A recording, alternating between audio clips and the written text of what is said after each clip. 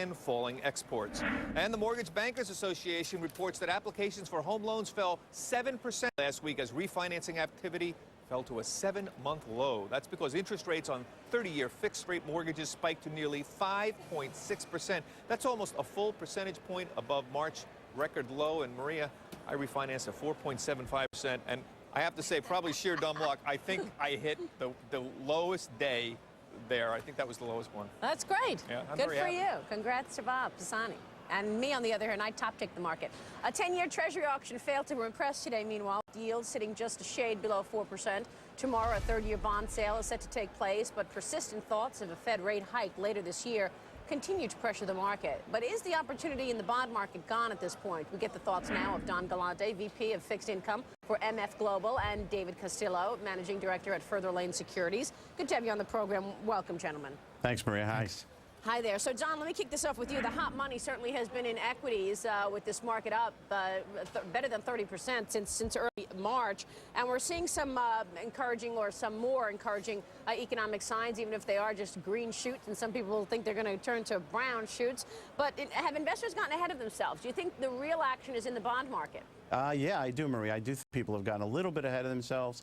You know, back at the beginning of the year when the bond sort of made its low on the flight to quality trade, and then we've been basically climbing the ladder all the way up until now. And equities made their bottom in March, had a huge rally since then.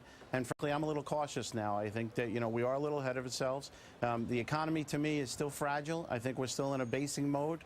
I'm not sure the recovery has started yet. I think the recovery is still a ways away. And considering what's going on with mortgage rates, I think we can actually slow that down and extend it a little bit. Yeah, so I'm a little concerned. I wouldn't disagree with you on the fundamentals of the economy, certainly given what's going on around the world. So, David, do you agree with that? And then, you know, what about all this talk in the market right now about at some point the Federal Reserve raising interest rates? Could it be? Sounds pretty far-fetched, but certainly that's been the word.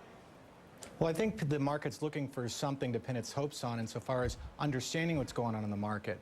I would agree with certain points that Don's made. However, there's been an extraordinary rally in the fixed income markets. If you look at it from a spread tightening perspective, specifically with more commoditized on-the-run mortgage-backed securities, as well as with paper related to anything associated with the government initiatives vis-a-vis the TALF programs, where there's been some enthusiasm behind the Treasury and the federal moves to get the credit markets restarted.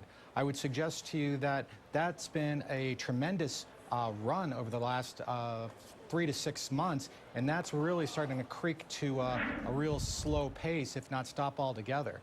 I believe that the discussions or expectations of a Fed move is certainly appropriate if you thought about it in a paradigm that was reasonable a couple of years ago. It's no longer the case. I would agree with earlier comments regarding the economy where we are now. I quite honestly think that we're in the eye of a hurricane, and we're about to see the back end of that hurricane with commercial real estate going forward here towards the end of this year. Well, that would be certainly disturbing for a number of banks who have great exposure to the commercial side of the real estate business. You think that's the next shoe to drop? Yeah, I mean, I think people are talking about it. There's the Commercial Mortgage Securities Association meeting going on in New York right now. Right. And the real concern there, I think, is the fact that it's true that commercial mortgages won't have the opportunity to refinance or roll like they traditionally have had the opportunity to do historically. And there's no opportunities for liquidity away from that. If you're have a commercial mortgage at this point and your business is already slowing down or dropping off and you don't have opportunities to refinance it, then you could have some real problems. And I don't think there's not one person that doesn't drive to work every day and sees more and more space available and commercial brokers working real hard to get your attention. Yep. And I think that's going to be the real story as we go through the summer into the end of the year. David, let me ask you about investing in the bond market here. How do I do it? What are the most attractive opportunities from your standpoint? Right now, the best opportunities, in our opinion, at Further Lane, is to be looking more at non-commoditized related fixed income instruments. Right. My specific interest is in the structured products area. So I would have you look at certain sorts of mortgage-backed securities, certain asset-backed securities, and even the aforementioned commercial mortgage-backed securities that are in distress right now. I think from a longer-term investor's perspective, there are great opportunities there. There's also great opportunities and securities backed by student loan obligations. Right. Those have been hard hammered in the marketplace, and I think that picking and choosing is a good idea. However, I would consult a professional at this point, Don, especially if you're a retail investor. Don, what about that? Well, how are you investing and approaching the bond market? You said that there's real opportunity. Listen, I think David's making a very good point. You know, we saw yields at ridiculously high levels back in the fall. We saw treasuries run. Now we've seen that compression occur. You know, bonds, there's a bond auction tomorrow, and bonds are trading at 476. The last time we were here, you got to go all the way back to December '07 when the problems really started to speed up. So, you know, I don't disagree with what he's saying. I think that, you know, the corporate, the mortgage-backed papers come in. My fear is, you know, what he's referring to actually happens. And we see this rise in rates and this rise in oil slow this economy down again, and people get into a little bit more of a panic mode. And I think I'm concerned about that because, frankly, I haven't seen the improvement in employment. I haven't seen the improvement in housing in any major degree. I'm concerned about the consumer. Credit is still tight. The banks are still not lending to the extent that we hope.